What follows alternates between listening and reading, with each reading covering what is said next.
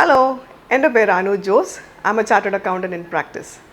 ഇന്നത്തെ വീഡിയോയിൽ ഞാൻ കുറച്ച് ടിപ്സ് ഷെയർ ചെയ്യാൻ ഉദ്ദേശിക്കുകയാണ് on how to prepare for an interview. ഈ ടിപ്സ് ഞാൻ ഷെയർ ചെയ്യുന്നത് it's based on my personal experience taking so many interviews for students and staff.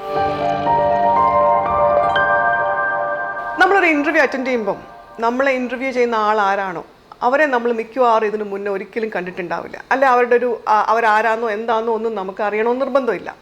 പക്ഷേ നമുക്ക് അവരുമായിട്ട് കിട്ടുന്ന ഒരു ടൈം ഫ്രെയിം എന്ന് പറയുന്നത് anywhere between 10 minutes to 45 minutes. അപ്പോൾ ഈ ഒരു ഷോർട്ട് ടൈം സ്പേസിൽ ഇൻ്റർവ്യൂ ചെയ്യുന്ന ആളെ ഇംപ്രസ് ചെയ്യുക എന്നുള്ളതാണ് നമ്മുടെ ഇൻ്റർവ്യൂവിൻ്റെ സക്സസ്.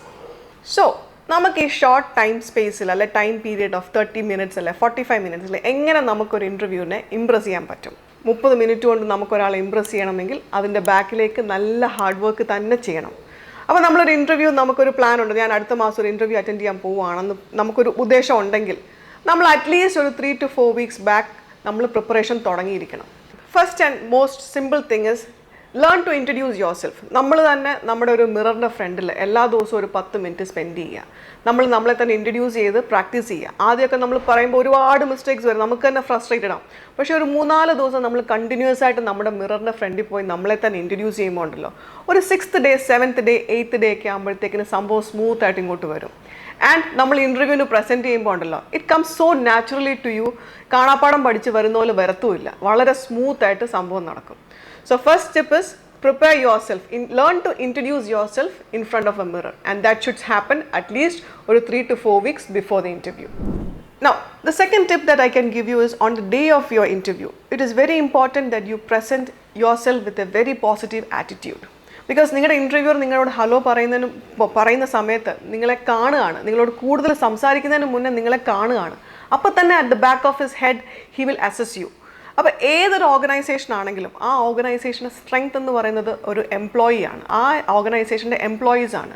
സോ നിങ്ങളെ കാണുമ്പം ദ ഇൻ്റർവ്യൂവർ അല്ലെങ്കിൽ the organisation should feel that okay, I want this girl to be in my organization, I want this boy to represent my organization. അപ്പോൾ നിങ്ങൾ പ്രസൻറ്റ് ചെയ്യുന്നത് അങ്ങനെ ആയിരിക്കണം. അപ്പോൾ ഞാൻ കൂടുതൽ നിങ്ങൾ എങ്ങനെ ഡ്രസ്സ് ചെയ്യണമെന്നുള്ളത് എക്സ്പ്ലെയിൻ ചെയ്യുന്നില്ല, but you might have got an idea. It should be ആ കോർപ്പറേറ്റ് സ്റ്റൈൽ അല്ലെ ഒരു സെമി കോർപ്പറേറ്റ് സ്റ്റൈൽ മെയിൻറ്റെയിൻ ചെയ്യാൻ ശ്രമിക്കുക. മൂന്നാമത്തെ ഒരു ടിപ്പ് എന്ന് പറയുന്നത് have A general idea about the organisation. അപ്പോൾ അതും നിങ്ങൾക്ക് റിസർച്ച് കുറച്ച് ദിവസങ്ങൾക്ക് മുന്നേ, ഇൻ്റർവ്യൂവിന് എന്നാണോ ഇൻ്റർവ്യൂ ഷെഡ്യൂൾ ചെയ്തേക്കുന്നത് അതിന് കുറച്ച് ദിവസം മുന്നേ നിങ്ങൾക്ക് റിസർച്ച് ചെയ്യാം. നിങ്ങളെ ഇൻ്റർവ്യൂ ചെയ്യാൻ പോകുന്നത് ആരായിരിക്കും? ഒരു മാനുഫാക്ചറിങ് യൂണിറ്റ് ആണോ, അല്ലെങ്കിൽ ഒരു ട്രേഡിംഗ് സെക്ടറിലുള്ള ഏതെങ്കിലും ഒരു സ്ഥാപനമാണോ, അല്ലെങ്കിൽ ഒരു സർവീസ് ഓറിയൻറ്റഡ് ആയിട്ടുള്ള സ്ഥാപനമാണോ, IT മേഖലയിൽ വർക്ക് ചെയ്യുന്ന സ്ഥാപനമാണോ? അപ്പോൾ അവരുടെ പറ്റി കുറച്ച് റിസർച്ച് ചെയ്യുക. അപ്പോൾ അവർ ഇൻ്റർവ്യൂവിന് വിളിക്കുന്നത് ഒരു റിക്വയർമെൻറ്റ് ഉള്ളതുകൊണ്ട് തന്നെ ആയിരിക്കുമല്ലോ. അപ്പോൾ അങ്ങനെ ഒരു റിക്വയർമെൻറ്റ് ഉണ്ടെങ്കിൽ of course the organisation would have issued job description, ഒരു JD എന്ന് പറയുന്ന ഒരു സാധനം അവർ ഉണ്ടാവും. അപ്പോൾ നിങ്ങളുടെ ഇൻ്റർവ്യൂ നിങ്ങൾക്ക് ആരാണോ അറേഞ്ച് ചെയ്ത് തരുന്നത് അവരോട് ചോദിക്കുക, ആ കമ്പനിയുടെ ജോബ് ഡിസ്ക്രിപ്ഷൻ കൂടെ എന്നിലോട്ട് ഷെയർ ചെയ്യുക. അപ്പോൾ ജോബ് ഡിസ്ക്രിപ്ഷനിൽ പറയും, ഓക്കെ ഞങ്ങൾക്ക് ആവശ്യമുള്ള ആൾക്ക് ഇന്ന ക്വാളിറ്റീസ് വേണം. So try to see how best you can align to those qualities. In addition to that, also do your research, understand few things about the company. These are all brownie points. ഞാൻ പറഞ്ഞില്ല, ഈ 30 minute കൊണ്ട് അല്ല 45 minute കൊണ്ട് നമുക്ക് അപ്പുറത്തിരിക്കുന്ന ആളെ Impress ചെയ്യണം. അപ്പം അയാൾക്ക് തോന്നണം, അല്ലെ ആ പുള്ളിക്കാരത്തേക്ക് തോന്നണം നമ്മുടെ കഴിവുണ്ട്, നമുക്ക് സാധനങ്ങൾ അറിയാം. അപ്പോൾ അതിന് വേണ്ടിയിട്ട് നമ്മൾ പ്രോആക്റ്റീവായിട്ട് ബിഹേവ് ചെയ്യണം. ഞാൻ ബേസിക്കലി ഒരു ഫിനാൻസ് ബാക്ക്ഗ്രൗണ്ടിൽ നിന്ന് വരുന്ന ഒരാളാണ്. എനിക്ക് അടുത്തൊരു ടിപ്പ് ഞാൻ പറയാനുള്ളത്, നിങ്ങൾ ഒരു ഇൻ്റർവ്യൂവിന് പ്രിപ്പയർ ചെയ്യുമ്പം should it be in English or in Malayalam? Basically ഇപ്പം നിങ്ങളൊരു ജൂനിയർ അക്കൗണ്ടൻറ്റ് ഒരു സീനിയർ അക്കൗണ്ടൻറ്റ് ലെവലിലേക്കാണ് ആപ്ലിക്കേഷൻ കൊടുത്തതെങ്കിൽ it is not mandatory that you should know English. പക്ഷേ knowing English is always an added advantage. നിങ്ങൾക്കൊരു ബ്രൗണി പോയിൻ്റ് എക്സ്ട്രാ ആണ് നിങ്ങൾ ഇംഗ്ലീഷിൽ പറയുവാണ് എന്നും പറഞ്ഞ് നിങ്ങൾക്ക് ഇംഗ്ലീഷ് അറിയത്തില്ല, എന്നാൽ അയാളെ ഇംപ്രസും ചെയ്യണം, എന്നാൽ പിന്നെ ഞാൻ അങ്ങോട്ട് തള്ളട്ടെ എന്നും പറഞ്ഞ് കുറേ ഇംഗ്ലീഷിൽ പറയുകയും ചെയ്യരുത്. നമ്മൾ ഇംഗ്ലീഷിൽ പറയാൻ ഉദ്ദേശിക്കുന്നുണ്ടെങ്കിൽ നമ്മൾ അതിന് അത്യാവശ്യം റിഹേഴ്സൽ ചെയ്തിട്ട് ചെയ്യുക എന്നായിരിക്കും ഞാൻ എപ്പോഴും സ്റ്റുഡൻസിനോട് റെക്കമെൻഡ് ചെയ്യുക. Unless you are very fluent in English. നമുക്ക് ഇംഗ്ലീഷിൽ കുറച്ച് ഫ്ലുവൻസി കുറവുണ്ടെങ്കിൽ, കുറച്ച് സ്ട്രോങ് അല്ലെങ്കിൽ അത് പ്രിപ്പയർ ചെയ്ത കാര്യം മാത്രമേ ഇംഗ്ലീഷിൽ പറയാവുള്ളൂ. മിച്ചമുള്ള questions like introduce yourself നമുക്ക് ഓൾവേസ് പ്രിപ്പയർ ചെയ്യാം.